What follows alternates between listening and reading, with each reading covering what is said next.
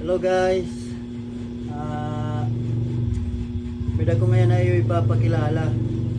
Ako ng Uyabs. Ay, joke lang.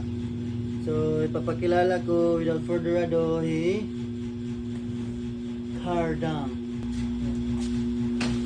Yeah, boy. Ayun, hello guys.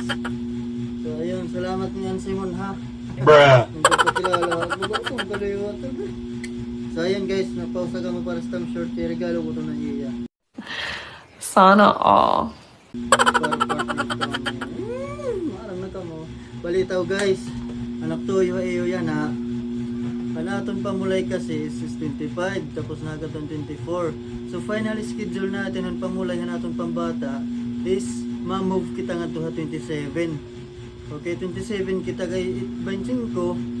Siyempre mamamas ko ito busy mga ninong-ninang, di ba?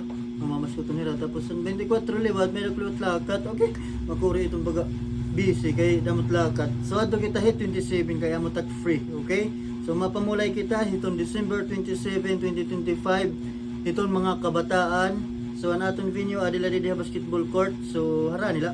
Okay, so see you sa mga kiddos dyan. See you to all this coming December 27. I hope mag-enjoy kita itong pamulay. Okay, bye bye.